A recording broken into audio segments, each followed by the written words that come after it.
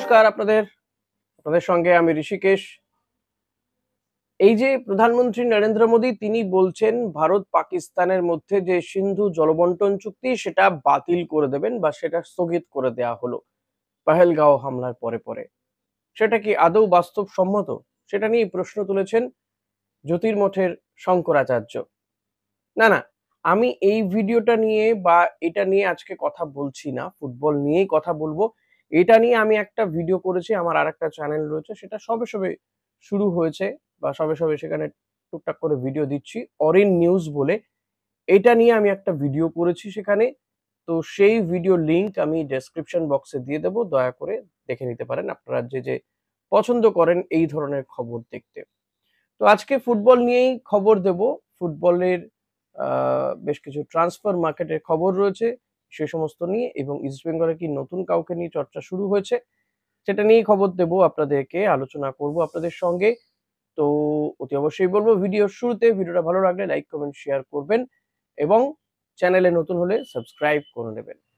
ভারতীয় ফুটবলে কত কি না হয়, লিটারালি ভীষণ হাসি পাচ্ছে এই খবরটা দিতে। আপনারা হয়তো অনেকেই জেনে গিয়েছেন, তবু আমার এই খবরটা দিতে গিয়ে ভীষণ হাসি পাচ্ছে। মানে ভাবুন, একটা টুর্নামেন্ট হয়েছে, সেখানে একটা দলকে চ্যাম্পিয়ন ঘোষণা করে দেওয়া হয়েছে, ট্রফিও দিয়ে দেওয়া হয়েছে, আর ট্রফি যেদিন দেওয়া হলো তার ঠিক পরের দিনই বলছে ভাই ট্রফিটা ফেরত দে। আরে দাদা, পাড়ার টুর্নামেন্টও হয় না এরকম ঘটনা, কিন্তু হলো ভারতীয় ফুটবলে হলো, আর তাও যে সে ট্রফি নয়, I league. I league trophy AIFF তুলে দিয়েছিল চার্চিল ব্রাদার্সের হাতে। ঘোষণা তো কয়েকদিন আগেই হয়ে গিয়েছিল, ট্রফিও তুলে দিয়েছিল। আর ট্রফি তুলে দেওয়ার পরে ইনফ্যাক্ট ঘোষণার পরে ইন্টারকাশি তারা ক্ষুব্ধ ছিল এআইএফএফ এর এই ঘোষণা নিয়ে। তারা আন্তর্জাতিক আদালতে তার আপিল করেছিল, আন্তর্জাতিক আপিল কমিটিতে। সেখান থেকে বলে দেওয়া হয়েছিল এটা বন্ধ রাখতে হবে, ট্রফিও দেওয়া যাবে না, কিন্তু তর্স হয়নি। এআইএফএফ তার আগেই তুলে দিয়েছিল। আর এই নির্দেশ আসার পরে এআইএফএফ এখন চার্চিল ব্রাদার্সকে বলছেন ভাই ট্রফিটা ফেরত দাও। দাদা, একটু আধটু পাড়াতেও টুর্নামেন্ট খেলেছি, ছোটবেলায় নিজেরাও অর্গানাইজ করেছি, কিন্তু বিলিভ মি, এই ধরনের ঘটনার সাক্ষী কোনোদিন হতে হয়নি আমাদেরকে, বা এই ধরনের পরিস্থিতিতে পড়তেও হয়নি। কিন্তু ভারতীয় ফুটবলে এমনটাও হয়, সেটা দেখিয়ে দিলেন কল্যাণ চৌবের নেতৃত্বাধীন এআইএফএফ। আপনারা কি বলবেন এটাকে? কমেন্ট করুন তাড়াতাড়ি। গতকাল যে সুপার কাপে ম্যাচ হলো সেখানে কিন্তু সেকেন্ড সেমিফাইনালের লাইন আপটা তৈরি হয়ে গেলে জামশেদপুর এবং মুম্বাই সিটি এফসি তারা মুখোমুখি হবে। একদিকে মুম্বাই সিটি এফসি তারা হারালো ইন্টারকাশিকে। ইন্টারকাশি একমাত্র আই লিগের টিম ছিল যারা উঠেছিল কোয়ার্টার ফাইনালে, কিন্তু সেখানে তারা মুম্বাই সিটি এফসির বিরুদ্ধে হেরে গেল। তবু তারা লড়াই করে হেরে গেছে। আর অপরদিকে জামশেদপুর, তাদের সঙ্গে নর্থ ইস্টে খেলা ছিল, ম্যাচটা কিন্তু সমানে লড়াই হয়েছে। নর্থ ইস্টের সঙ্গে জামশেদপুরের ম্যাচটা নির্ধারিত সময়ে 0-0 থাকে, তারপরে টাই ব্রেকারে ফয়সলা হয়েছে। টাই ব্রেকারে আমি বলবো জামশেদপুরের অ্যাজ সাচ কিছু করার ছিল না। জামশেদপুরের গোলকিপারও খুব বেশি কিছু করেছেন বলে আমি অন্তত যা দেখলাম তাতে মনে হয়নি। কারণ কাজটা আসলে করে দিয়েছে নর্থ ইস্টের প্লেয়াররা। তারা ম্যাক্সিমাম প্লেয়ারই প্রায় ৩টে শট বোধহয় বাইরে মারলেন তারা।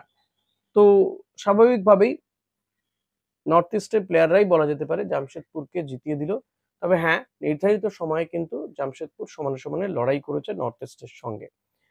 তো প্রথম সেমিফাইনালে মুখোমুখি হবে মোহনবাগান এবং এফসি গোয়া। সেকেন্ড সেমিফাইনালে মুখোমুখি হবে জামশেদপুর এবং মুম্বাই সিটি এফসি। এটা আস্তে সুপার কাপও শেষ হতে চলছে, আর সুপার কাপে আর ৩টে ম্যাচ বাকি রয়েছে, ২টো সেমিফাইনাল, একটা ফাইনাল। এর পরেই কিন্তু এই ট্রান্সফার মার্কেটে আরো খবর পাওয়া যাবে। এখন যেটুকু খবর পাওয়া যাচ্ছে তখন আরো বেশি বাড়বে। ইতিমধ্যেই গ্যালারিতে দেখা যাচ্ছে যে বিভিন্ন এজেন্টের ছড়াছড়ি।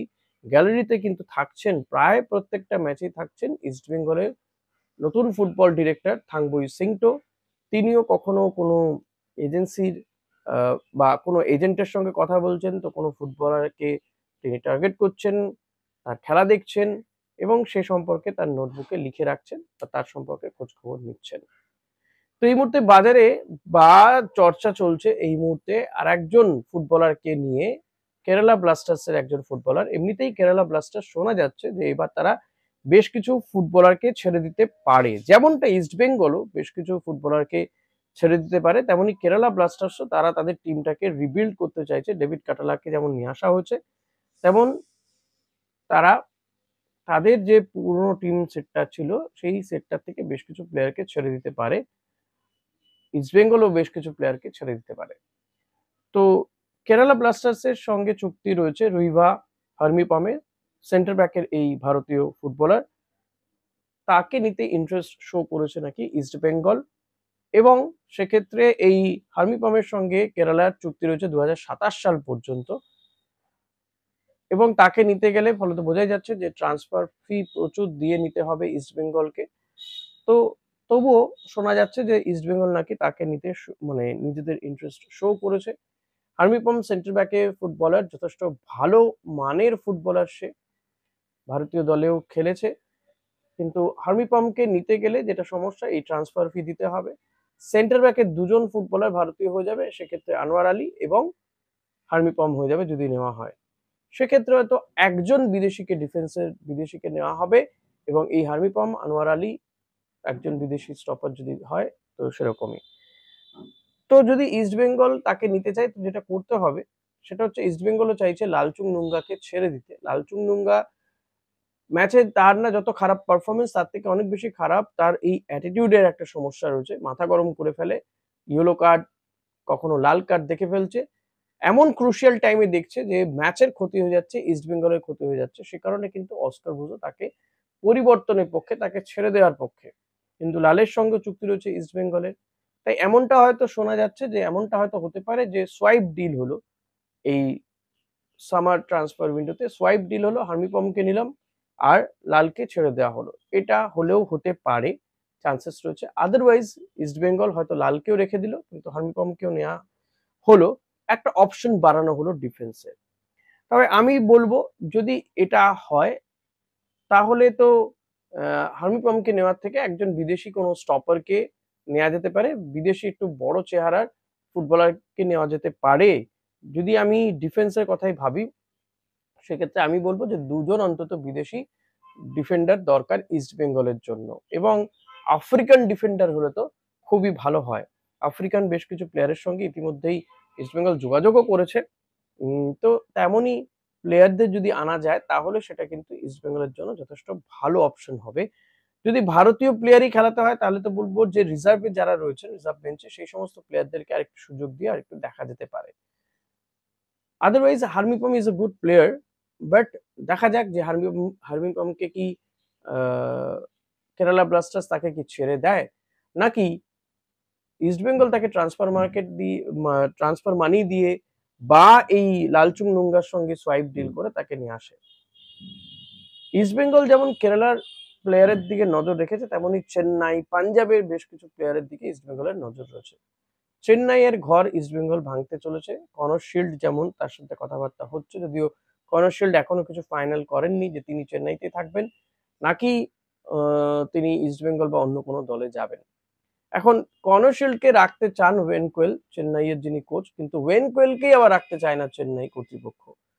তো এটা নিয়ে এখন একটা বিস্তর জল্পনা রয়েছে। ওয়েন কোয়েল যদি থাকেন তো একটা বিষয় হবে, আর যদি না থাকেন তাহলে আর একটা বিষয় হতে পারে। এখন এই কর্নার শিল্ডের পাশাপাশি ফারুক চৌধুরীর দিকেও ইস্টবেঙ্গলের নজর রয়েছে। ফারুক চৌধুরী বিভিন্ন পজিশনে খেলতে পারেন, ভারতীয় দলেও তিনি খেলেছেন। তো ফারুক চৌধুরীর দিকে কিন্তু এই কারণে ইস্টবেঙ্গল নজর রাখছে। তার সাথে প্রাথমিক হয়তো কথাবার্তা হয়েছে। এখন কোনোটাই কিন্তু, এই ডিলগুলো কোনোটাই কিন্তু ডান বলার মতন সময় আসেনি, ডিল ডান কিছু হয়নি, প্রাথমিক কথাবার্তা চলছে। এই যে মাসটা শেষ হলেই, সুপার কাপটা শেষ হলেই কিন্তু এই তোড়জোড়টা আরো বাড়বে, আরো বেশ কিছু প্লেয়ারের জল্পনা বা আরো বেশ কিছু প্লেয়ার ইনক্লুড এক্সক্লুড হতে থাকবে, যে ইস্ট বেঙ্গল একে ছেড়ে দিচ্ছে, তাকে নিচ্ছে, মোহনবাগান বা অন্যান্য প্লেয়াররা। সাধারণত মোহনবাগান কিন্তু খুব বেশি ভারতীয় চেঞ্জ করবে বলে আমার মনে হয় না, কারণ মোহনবাগানের রিজার্ভ বেঞ্চ যথেষ্ট স্ট্রং। আরএফডিএল এর বেশ কিছু প্লেয়ার যথেষ্ট ভালো খেলছে, সেটা তো দেখাই গেল সুপার কাপে। তারা শক্তিশালী কেরালা ব্লাস্টার্সকে এই জুনিয়র টিম নিয়েও তারা হারিয়ে দিচ্ছে। তো আমার মনে হয় মোহনবাগানে হয়তো দু একটা ভারতীয় প্লেয়ারের চেঞ্জ হতে পারে। রোশন সিং, তিনি হয়তো মোহনবাগানে আসতে পারেন, এমন একটা কথা শোনা যাচ্ছে। বাকি বেশ কিছু বিদেশি চেঞ্জ হবে মোহনবাগানে। ৩ জন বিদেশিকে হয়তো মোহনবাগান ছেড়ে দিতে পারে, যার মধ্যে স্টুয়ার্ট রয়েছেন, টম অলরেড রয়েছেন, পাশাপাশি আরেকটি নামও শোনা যাচ্ছে, সেটা হচ্ছে দেমি পেত্রাতোস। এখন এই ৩ জনকে ছেড়ে দিয়ে নতুন কোন ৩ জন আসে সেদিকে দেখা যাক। অনেকগুলো নাম তো ভেসে উঠছে। তো এখনো কোনটাই ডিল ডান হয়েছে এমন বিষয় নয়। তো আরো কয়েকটা দিন অপেক্ষা করতে হবে। এখন কয়েকটা নাম নিয়ে বিভিন্ন টিমেই জল্পনা চলছে। লেটস সি শেষমেশ কি হয়। তো সেদিকে অতি অবশ্যই আমাদের নজর রাখতে হবে। আর আপনাদেরকে কিন্তু আমার চ্যানেলে নজর রাখতে হবে। আশা করি ভিডিওটা আপনাদের ভালো লেগেছে। ভিডিওটা ভালো লাগলে লাইক, কমেন্ট, শেয়ার করবেন। চ্যানেলে নতুন হলে সাবস্ক্রাইব করে নেবেন। আর আমার আরেকটি যে চ্যানেলে বললাম অরিন নিউজ, ওটাও একটু মাঝে মাঝে দেখবেন, সাবস্ক্রাইব করবেন। কারণ সেখানে বিভিন্ন নিউজ দেওয়ার চেষ্টা করছি আস্তে আস্তে, ওই চ্যানেলটাকে একটু গ্রো করার চেষ্টা করছি। তো আপনারা পাশে থাকবেন। আমি ওই চ্যানেলের একটি ভিডিও লিংক আপনাদেরকে দিয়ে রাখবো আমার ডেসক্রিপশন বক্সে। So please watch and enjoy. Thank you.